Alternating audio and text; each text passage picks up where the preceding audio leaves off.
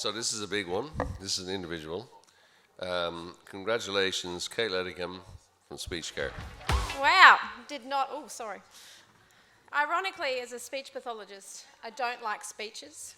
So I'm up here having not prepared a thing, hoping that I wouldn't have to really say a lot. But I dragged my poor parents here from Tasmania, so I'm glad I did something good tonight.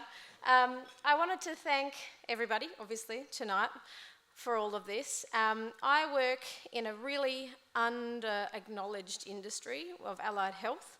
It's getting a little bit of traction, but you may not know what a speechie actually does. A lot of people don't know what we do. So a big part of my advocacy role is really educating the community about communication disorders and differences, and the fact that you as business owners will be seeing approximately 20% of your clientele will have a communication difference or disorder. So if you don't know that about your clientele and you want to know more, ask a speechie. That's my mission. We're going to mainstream it. So mental health has been mainstreamed, but speech pathology hasn't. And the causes of mental health disorders haven't really been discovered a lot, but we know that communication disorders account for a huge amount of the mental health issues that people have. One of those being neurodivergent communication style and just not feeling like you ever really fit in. So as a kind of kooky individual growing up in Tassie and coming to Brisbane and being quite lonely when I first came here, I have now found this beautiful community of speechies in my business who are a lot of the time neurodivergent, and if they aren't, they know someone who is, or they've experienced that feeling of isolation, or they've experienced mental health difficulties. And so I would really like to push this advocacy of our role and how important we can be for business, for the community, for education. We know that 1 in 4 kids are starting school not ready for school, and we know that literacy and language difficulties are going to dictate your trajectory for the rest of your life.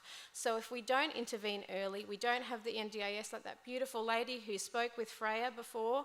That was such a lovely, lovely, heartfelt speech, and I feel like I'm here on behalf of all of those people, my speechies, the people who are different or isolated or unsure as to why they don't fit in, or they don't know why it doesn't work for them. And actually, I must say, a huge number of business owners are neurodivergent because we don't like to work for other people, and we are super creative, a little bit scatty, great ideas, and I think that's a lot of us. So you may not know this, but you probably are. Woo!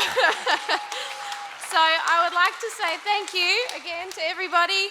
Thank you to my mum and dad, who have instilled in me a great sense of humour, which you need in business, and you also need just in the world generally, and an ability to laugh at myself, which is also very important because I have many reasons to do that every day.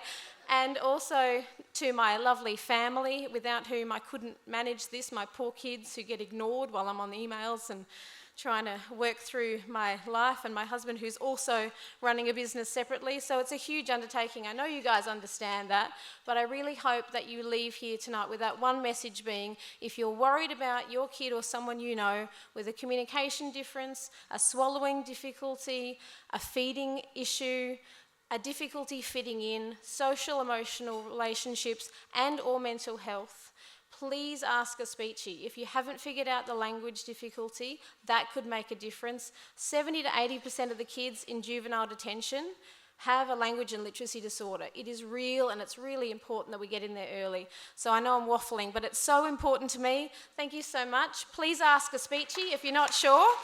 I'm so grateful. Thank you.